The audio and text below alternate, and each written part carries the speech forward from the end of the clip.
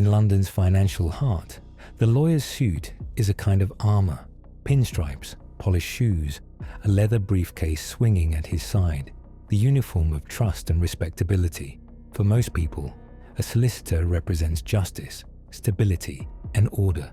But behind closed doors, one London lawyer was building a very different kind of legacy. His name was Giovanni Di Stefano, though tabloids would later christen him something darker, the devil's advocate. To the public, he was a flamboyant legal mind, the man who claimed to represent dictators like Saddam Hussein and Slobodan Milosevic. But investigators would come to learn that Di Stefano was more than just an eccentric courtroom figure. He was a fixer, a middleman who blurred the line between law and crime.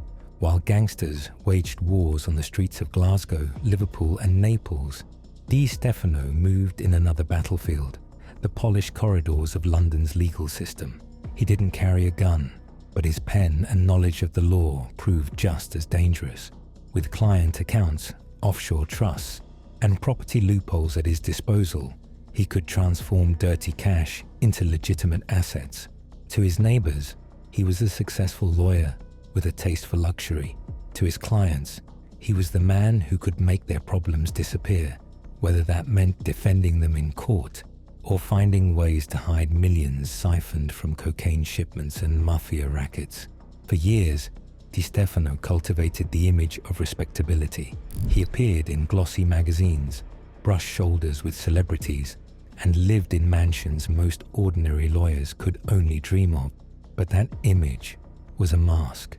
Beneath it, he was the bridge between organized crime and the financial system, giving mobsters a way to launder their fortunes through the city of London.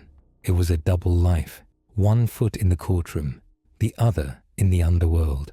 And like all double lives, it was destined to collapse. Organized crime has always had one problem: what to do with the money. Cocaine shipments, protection rackets, and gun deals brought in millions, but dirty cash stacked in warehouses is useless. To survive, gangsters need legitimacy. They need professionals, lawyers, accountants, bankers, people who can slip their profits into the bloodstream of the financial system. That's where men like Giovanni Di Stefano came in. By the early 2000s, London had become the perfect laundromat.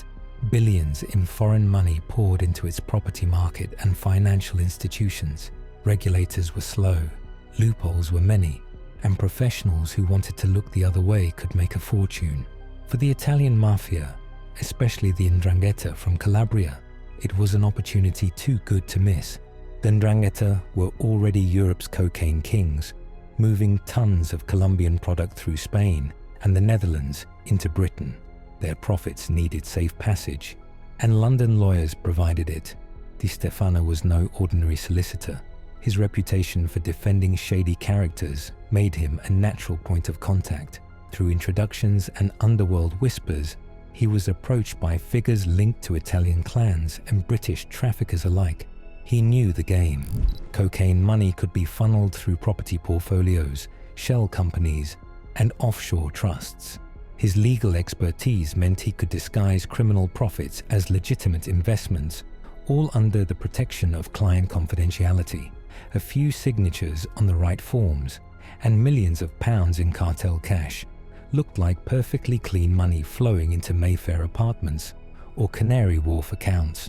And it wasn't just Italians.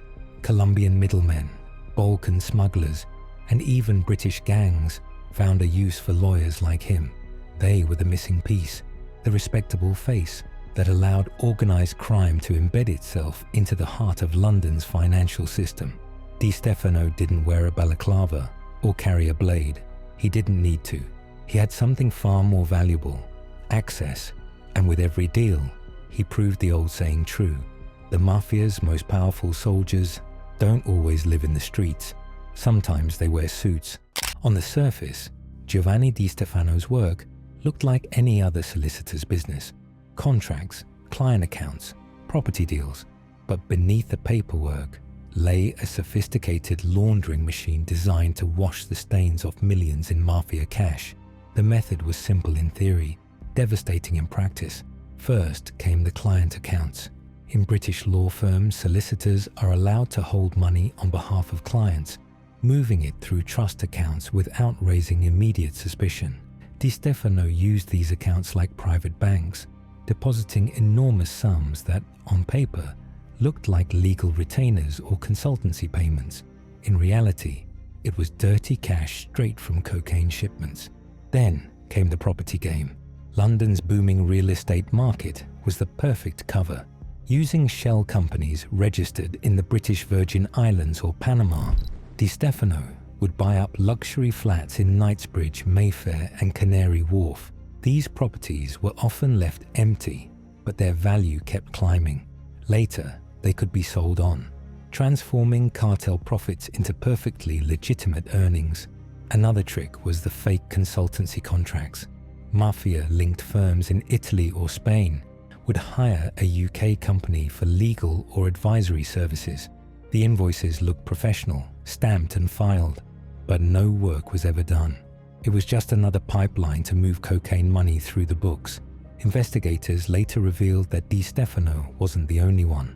Across London, dozens of professionals were bending the rules. Accountants faked audits, bankers ignored red flags, and estate agents looked the other way, as briefcases of cash turned into penthouses. But Di Stefano stood out because of the scale. Police believed he moved tens of millions of pounds through this system, all while maintaining his public image as a flamboyant lawyer, defending the world's most notorious figures. For years, the scheme worked flawlessly. Judges saw him as a sharp, if eccentric, legal mind. Neighbors saw a wealthy man with expensive tastes, and the Mafia saw him as invaluable. A man who could take blood money and make it shine like new. But laundering leaves a trail, and for all his clever maneuvers, cracks were starting to show. For years, Giovanni Di Stefano played his role perfectly. Lawyer by day, fixer by night. But no criminal scheme, no matter how clever, is invisible forever. The first cracks appeared in the mid-2000s. Compliance officers at major banks noticed unusual transfers moving through client accounts linked to Di Stefano. Large sums appeared and vanished in short cycles, often routed through offshore entities with no clear business purpose. To most, the transactions looked suspicious. To investigators, they screamed money laundering. Then came whispers from abroad. Italian authorities had been tracking the Ndrangheta clans as they expanded their cocaine empire across Europe. Surveillance revealed that London law firms were being used to funnel profits. British intelligence began comparing notes with their counterparts in Rome and Madrid, and one name kept surfacing: Giovanni Di Stefano. Meanwhile, journalists were starting to sniff around. Di Stefano's flamboyance, his boasts of representing Saddam Hussein and Slobodan Milosevic, made him a media curiosity. But the more reporters dug, the more inconsistencies they found. His legal credentials were shaky. His finances didn't add up. Behind the gloss of high-profile clients lay a man whose career was built on smoke and mirrors. For the National Crime Agency, NCA, these pieces formed a troubling picture. Di Stefano wasn't just a shady lawyer. He was a gateway for organized crime. He provided cover for mafia clans moving millions in cocaine profits. Wiretaps in Italy revealed conversations about the London lawyer who could make money disappear. By the late 2000s, undercover operations were in motion. Investigators followed property purchases, tracked offshore shell companies, and built a paper trail that linked Di Stefano's accounts to known traffickers. Each file, each intercepted call, brought the noose tighter. Colleagues who once admired him now whispered doubts. How could a man with such questionable credentials live in such luxury? How did he manage to secure clients among dictators and gangsters alike? The mask was slipping, and once the facade cracked, the fall came fast. The end came not with a gunfight or a midnight escape, but with a quiet knock at the door. In March 2011, after years of investigations stretching from London to Rome, Giovanni Di Stefano was arrested. For the man who once strutted into courtrooms as if he owned them, the sight of police officers rifling through his mansion was the beginning of a spectacular downfall. Prosecutors laid out a devastating case. Di Stefano had posed for years as a legitimate lawyer, but in truth, he wasn't even qualified to practice law in the UK. His career was built on forged credentials, false claims, and brazen lies. More than that, he had become a conduit for dirty money, laundering tens of millions of pounds tied to international criminals and mafia associates. In court, the evidence was overwhelming. Bank records showed vast transfers through his clients' accounts, moving from shadowy offshore companies into London real estate and luxury assets. Investigators revealed property deeds, consultancy contracts, and emails tying him directly to known traffickers. Former clients came forward, some admitting under oath that Di Stefano had sorted their finances in ways no legitimate lawyer ever would. The man who once called himself the devil's advocate tried to spin the trial as a witch hunt. He claimed he was being punished for representing controversial figures like Saddam Hussein. But the jury saw through the bravado. They saw a fraudster, a liar, and a fixer who had betrayed the very system he claimed to serve. In 2013, Di Stefano was sentenced to 14 years in prison. The judge called him a persistent and deliberately dishonest man who had exploited people's trust for personal gain. For a man who built his image on power and prestige, it was a humiliating fall from grace. Gone were the tailored suits, the mansion, the boasts of rubbing shoulders with dictators. Behind bars, Di Stefano was no longer the flamboyant lawyer of legend. He was just another criminal, stripped of his mask, living with the consequences of a lifetime of deceit. Giovanni Di Stefano's conviction was more than the downfall of one crooked lawyer. It ripped the mask off a deeper problem. London had become a magnet for dirty money. For years, investigators in Italy had warned about the Ndrangheta, the Calabrian Mafia that controlled most of Europe's cocaine trade. They said the clans weren't just trafficking drugs, they were laundering their profits through the UK. London's financial system, with its shell companies, offshore havens, and booming property market, was the perfect laundromat. Di Stefano's case was a glaring example. A man who wasn't even a qualified solicitor had managed to move millions through supposedly secure client accounts. He bought properties, set up companies, and disguised cocaine cash as legal fees. If one fraudster could do that, how many others were quietly helping the Mafia wash its fortune? The National Crime Agency admitted that billions of pounds of illicit money flowed through Britain every year. The problem wasn't just gangsters on the streets, it was professionals in suits, the lawyers, accountants, and bankers who gave organized crime a respectable face. In 2019, Italian prosecutors told the BBC that London was a playground for the Ndrangheta, with clans investing heavily in UK property. The scandal shook public trust. If the legal system could be infiltrated this easily, what did that say about Britain's ability to police its own institutions? For law enforcement, Di Stefano's conviction was a win, but it was also a warning. He wasn't an outlier. He was proof of how organized crime had evolved.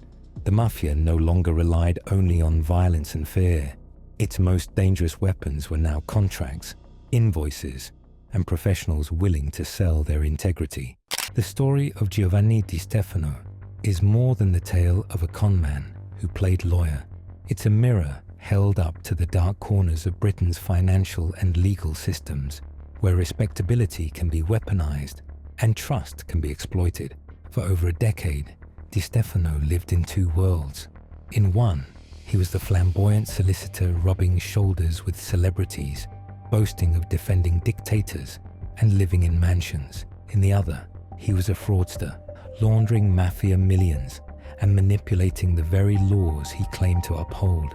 His arrogance made him famous, but it was his betrayal of trust that made him infamous. When he was finally jailed in 2013, investigators breathed a sigh of relief, but the bigger battle was only beginning. His conviction highlighted how vulnerable London had become to criminal finance. Property portfolios, offshore trusts, and client accounts weren't just tools for legitimate business, they were loopholes for laundering blood money. The legacy of Di Stefano's downfall lies in the awareness it forced. Regulators were pressured to tighten rules. Banks faced scrutiny for overlooking suspicious transfers. And the public was reminded that organized crime doesn't always look like a gunman in a back alley. Sometimes it looks like a man in a suit, standing in court, speaking the language of the law. For all his bravado, Di Stefano's empire was built on lies. His fall proved that even those who hide behind respectability can't outrun the truth forever. But his story remains a warning. The Mafia doesn't just thrive on violence, it thrives on corruption, and it only takes one willing professional to open the door.